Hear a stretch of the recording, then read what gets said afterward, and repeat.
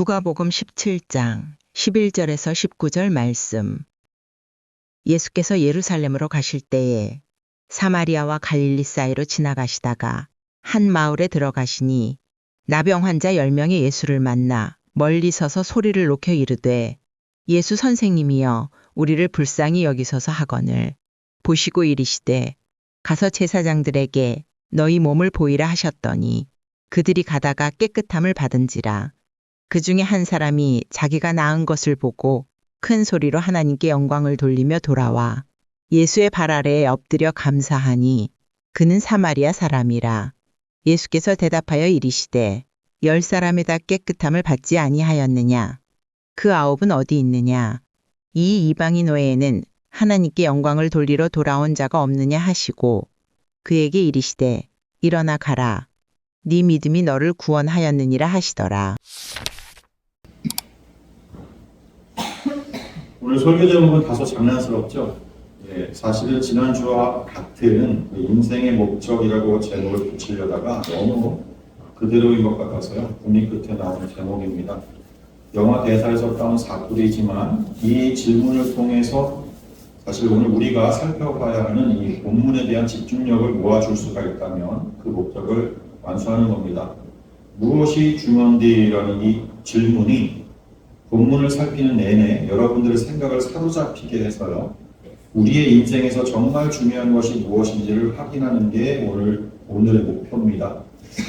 복음서들은 아버지 하나님의 말씀에 순종하여 십자가에서 대속 제물이 되시고 그리고 3일 만에 다시 살아나신 메시아의 구속 사역을 소개하는 데 집중하고 있어요.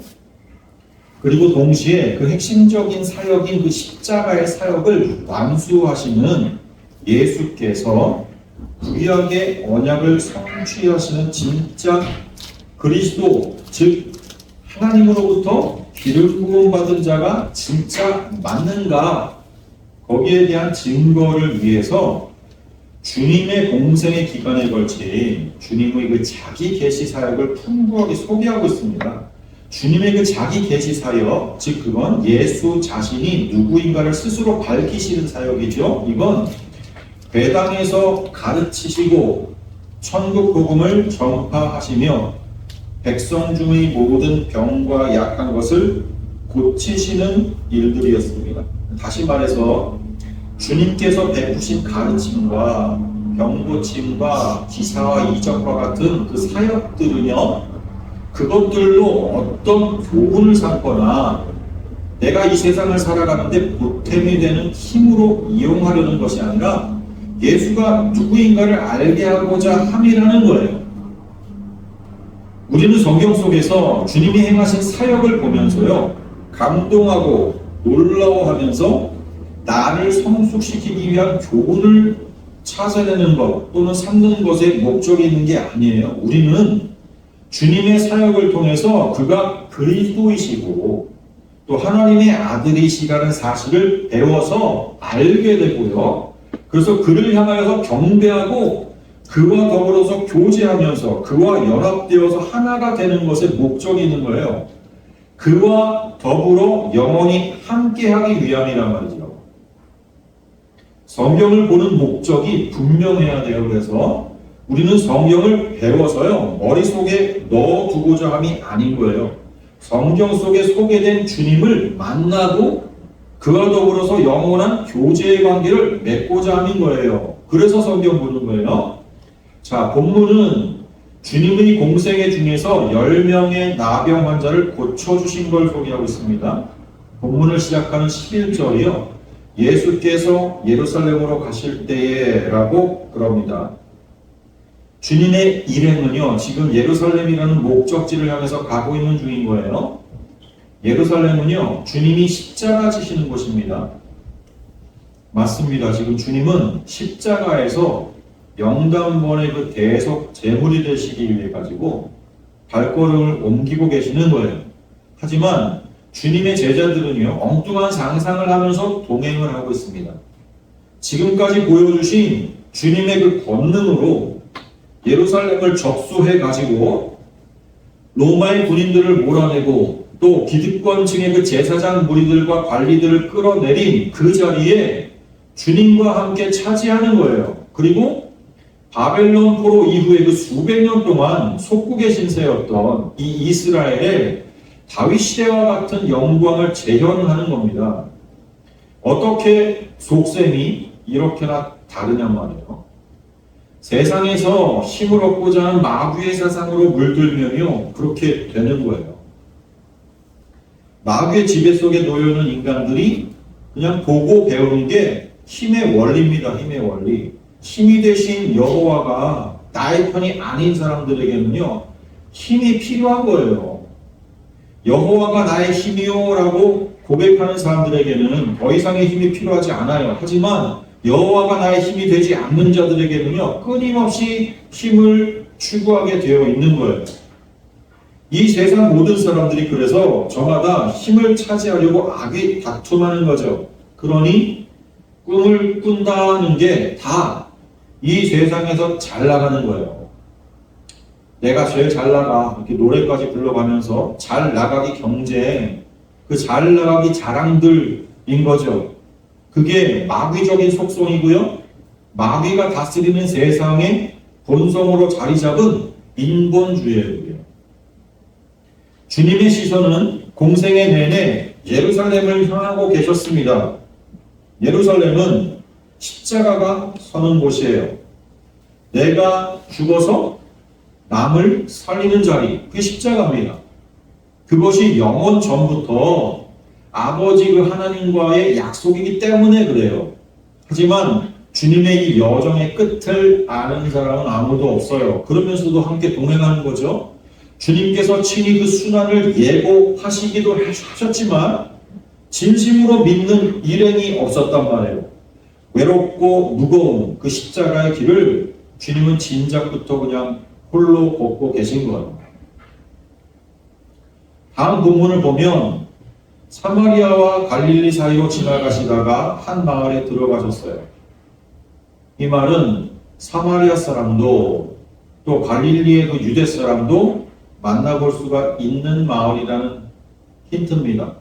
그런데 멀리에서 나병 환자 10명이 예수를 향해서 소리를 높였죠. 주님이 가시는 길에요. 우연히 만난 거 아닙니다. 이들은요, 주님에 대한 소식을 듣고서 주님이 가시는 길목에서 기다렸던 거예요. 그러나 자신들은 나병 환자이기 때문에 주님께 가까이 접근할 수가 없습니다. 나병 환자들은 자신들과의 접촉을 방지하기 위해서요, 사람들이 다가오면 나는 부정하다 이렇게 소리치면서 다른 사람이 가까이 오지 못하도록 막아서 가지고 접촉을 피해야 하거든요. 그게 율법의 요구입니다. 레위기에 나오죠. 한번 봅니다. 13장 45절과 46절 같이 있습니다. 시작.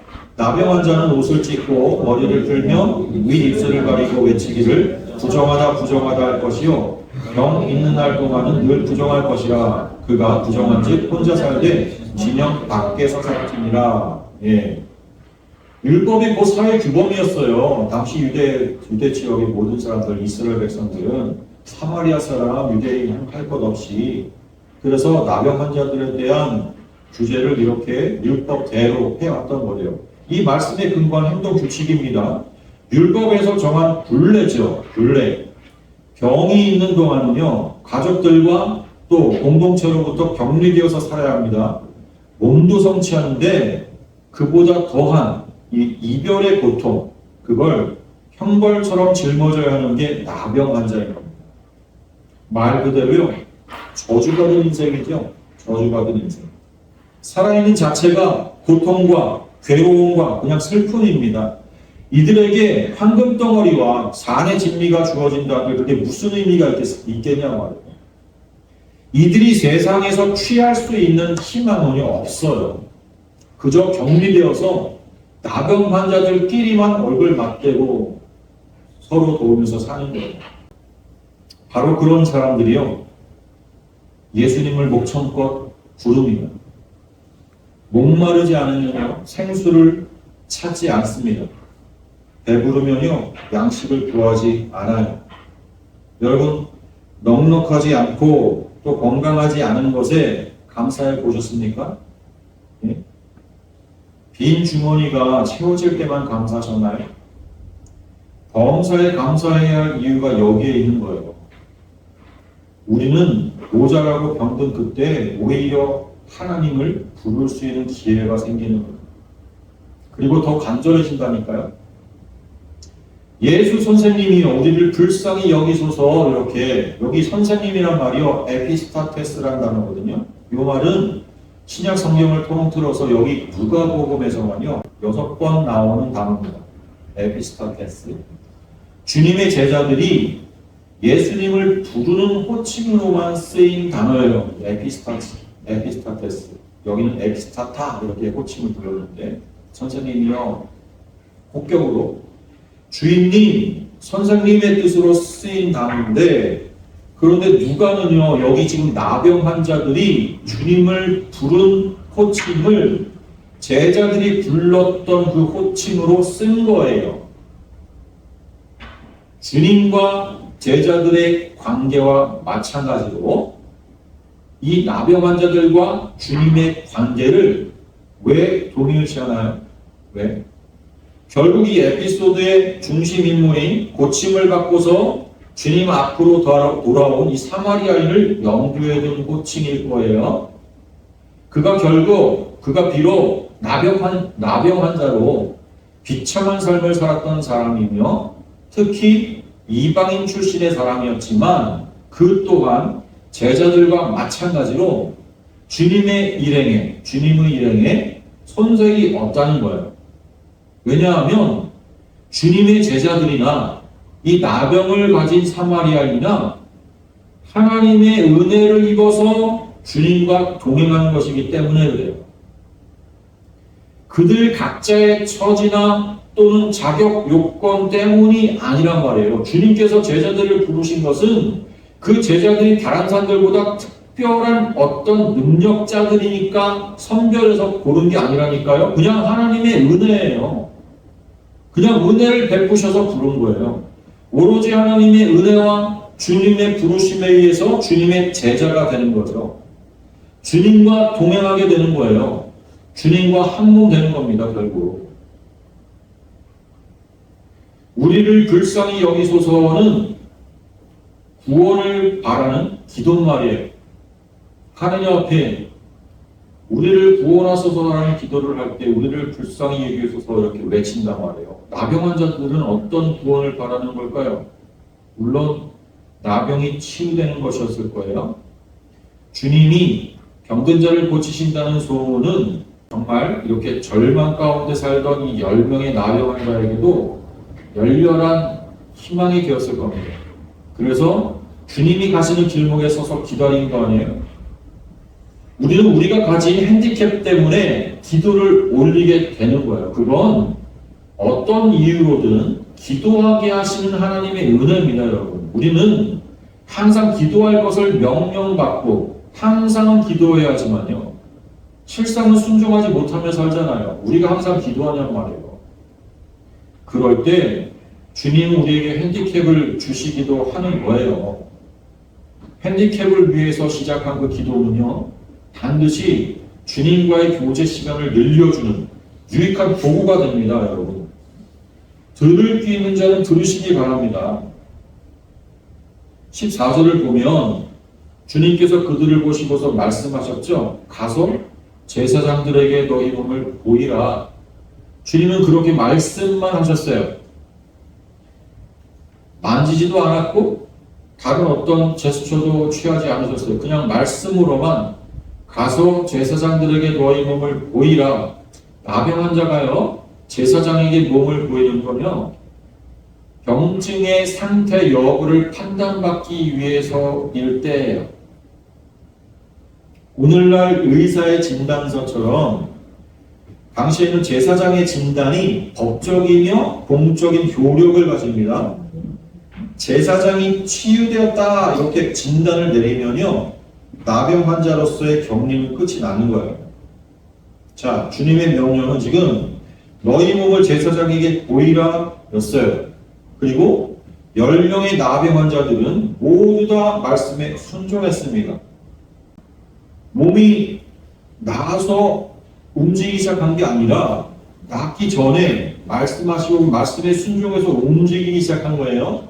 다음 본문에는 보면 주님의 말씀대로 제사장에게 몸을 보이러 가다가 도중에 깨끗함을 받았습니다. 10명이 다 말씀에 순종하고 10명이 다 치유함을 얻었습니다. 그들의 기도에 주님이 응답하신 거죠. 그런데 본문은요, 그 이후의 일에 이제 더 비중을 두고 기록했습니다. 15절부터 끝에 있는 말씀까지 다시 함께 읽겠습니다. 15절부터 19절까지요. 같이 시작. 그 중의 한 사람이 자기가 나은 것을 보고 큰 소리로 하나님께 영광을 돌리며 돌아와 예수의 발 아래에 엎드려 감사하니 그는 사마리아 사람이라. 예수께서 대답하여 이르시되 10사람이 다 깨끗함을 받지 아니하였느냐? 그 아합은 어디 있느냐? 이 이방인 외에는 하나님께 영광을 돌리러 돌아온 자가 없느냐 하시고 그에게 이르시되 일어나 가라 내 믿음이 너를 구원하였느니라 하시더라. 아멘. 자, 10명 중에 한 사람이 돌아왔습니다. 그리고 큰 소리로 하나님께 영광을 돌리면서 돌아와서 예수의 발 아래 엎드려 감사했다 그러죠. 그렇죠? 우리는요, 성경을 볼 때 아주 습관적으로요, 그 나오는 사람이 내어놓는 행위에 눈길을 보내거든요. 이 한 사람이 하나님께 영광을 돌렸다. 또 예수님께 엎드려서 감사했다. 여기에 눈길이 모여진단 말이에요. 근데 성경을 잘 보면요, 이 돌아온 사람은 사마리아 사람이라 그러죠. 사마리아 사람. 왜 사마리아 사람은 돌아온 걸까요? 나병이 나았으면요, 나병이 나았으면 얼른 제사장에게 가서 몸을 보이고 나병이 나았다는 공적인 선언을 받아내야 하는 거 아닌가요? 그래야 공동체로부터의 격리가 끝이 나고 그리운 가정과 또 사회로 복귀할 거 아닙니까? 그리고 주님의 명령도요, 주님의 명령도 제사장에게 가라는 거 아니에요, 지금? 사마리아 사람만 지금 튀는 행동을 한 거란 말이에요. 오히려 제사장에 가라는데 안 가고 돌아왔잖아요. 그런데 성경에는 설명되지 않은 그럴 수밖에 없는 사정이 있었어요. 여기 돌아온 사람을 사마리아 사람이라고 언급한 건요, 나머지 사람들은 유대인들이라는 설명이 함께 들어있는 거예요. 애초에 11절에서 사마리아와 갈릴리 사이로 지나가시다가 들어온 마을이라는 요 배경 설정에서 이미 유대인과 사마리아인이 섞여 있다는 설명이 들어있는 거예요. 근데 왜 사마리아인만 돌아왔냐고요? 이 사마리아인은 주님의 명령대로 자기 몸을 보여줄 제사장이 마땅치 않았기 때문이에요. 아니, 정확하게는요, 제사장이 있어야 하는 성전이 없었어요. 기원전 129년에 주님 태어나시기 이미 100년 넘게 전에 사마리아인들의 성전은요, 유대인이었던 힐카누스에 의해서 철저하게 파괴되었어요. 그래서 제사와 제물을 드리는 장소가 사마리아인들은 없어졌어요. 제사장들이 없지는 않았지만 성전이 없는 상태에서 사마리아인들의 그 종교적인 의식은 유지하기가 어려워진 거예요. 그래서 요한복음에서도 보면 사마리아의 그 수가성 여인이 참 성전에 대한 질문을 주님께 하기도 했었던 거예요. 그때 주님이 말씀하시잖아요. 참된 예배는 유대인이나 또 사마리아인이나 서로가 주장하는 그 보이는 성전에서가 아니라 진리와 성령으로 드리는 예배가 참 예배다, 이렇게 가르쳤잖아요. 이 나병 환자가 그 수가성 여인의 증언을 전에 들었는지의 여부는 알 수가 없어요. 이 사람도 사마리아인이니까. 당시에 수가성 여인이 사마리아 속에 들어가서 전했잖아요, 주님의 말씀을.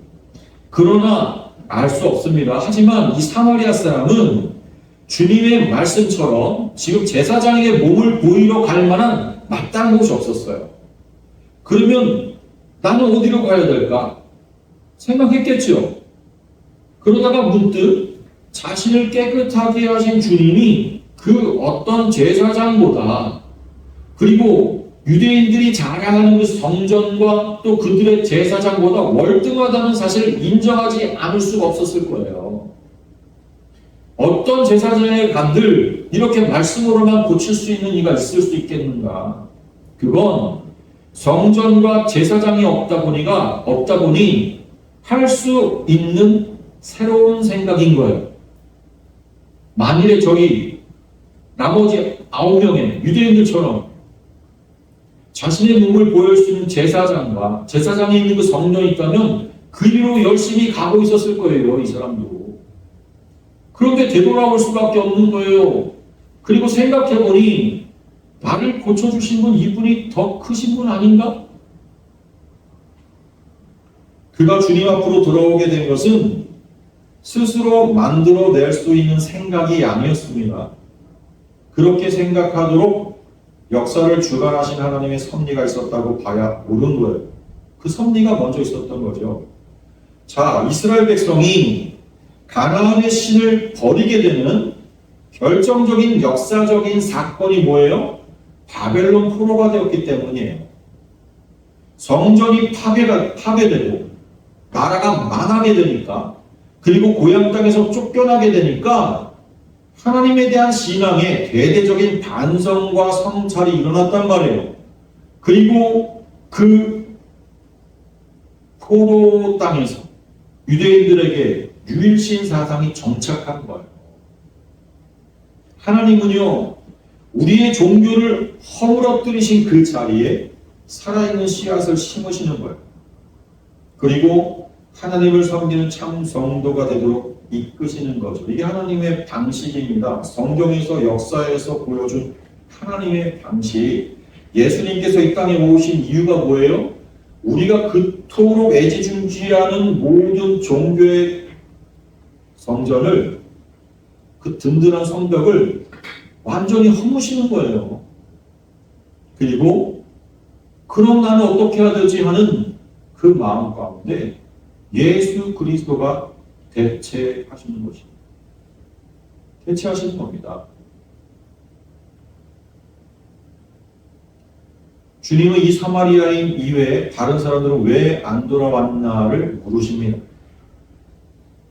기껏 제사장에게 가라고 해놓고서 왜 이렇게 물으시냐고요. 그건 주님께 돌아와야 한다는 거예요. 그걸 주님이 모르시고 지금 이렇게 물으셨을까요? 사마리아인만 돌아오게 될 거야. 이거 주님이 정말 모르셨을까요? 하나님이신 주님이. 그런데 일부러 이렇게 기록한다고요. 왜 다른 이들은 안 하냐? 왜 이방인, 사마리아인, 이 사람뿐이냐? 이건 우리 교회에게 하시는 말씀이에요. 나병에서 깨끗함 받는 것보다 더 중요한 것이 있습니다. 주님을 만나는 거죠. 스쳐 지나가는 게 아니에요. 여기 10명의 문둥병자, 나병 환자 모두가 주님을 스쳐 지나가듯이 만났어요. 그의 음성을 듣고 고침까지 받았다니까요. 병이 나았잖아요. 하지만 주님께 눈도장을 받아야 되는 거예요. 그리고 주님께 인정받는 거죠. 네 믿음이 너를 구원하였느니라. 주님께서 넌 구원받았어 라는 인정을 받아야 된다니까요. 나병에서 치유함을 받았어도, 그래서 결국 건강한 몸으로 가정에 복귀해서 행복한 세상살이를 이루어 간다고 해도요, 그건 이 세상에서 유통기한까지예요. 주님은 영원에서 오신 분이고, 우리 가운데 오신 이유가 우리에게 영생을 주시기 위함이라고 하셨잖아요. 주님께서 영생을 선물하시려고 하는데 그 주님을 만나지 못하면 어쩌자는 겁니까? 무엇이 중요하냔 말이에요. 주님을 통하지 않고는 하나님께 나아갈 자가 없잖아요. 주님께 돌아가야 하는 거지요. 우리 모두는 주님을 통해서만 하나님께 영광을 돌릴 수 있으니까, 주님을 통해서만 영원한 나라 세계로 나아갈 수가 있습니다. 그래서 주님은 내게로 오라, 내게로 오라, 거듭해서 말씀하셨던 거란 그 능력 많으신 주님이 우리에게 주실 수 있는 것이 하나 드리겠습니까? 모든 것 다 주실 수 있습니다. 그러나 그 주신 것만 딸랑 받아놓고 주머니에 가득가득 챙겨서 획 돌아서 주님을 떠난다면 그 사람은요, 참 불행한 사람입니다. 바보도 그런 바보는 없는 거예요. 주님을 알아보지 못합니다. 굴러 들어온 복을 그냥 걷어차는 사람이죠. 그런데 본문에서 우리에게 가르쳐 주시는 바는 우리가 이 땅 가운데서 애지중지하게 붙들고 있는 그 종교를 또는 종교적인 나의 껍데기 삶을 완전히 부수지 못하면 주님께로 돌아갈 수가 없다는 것입니다.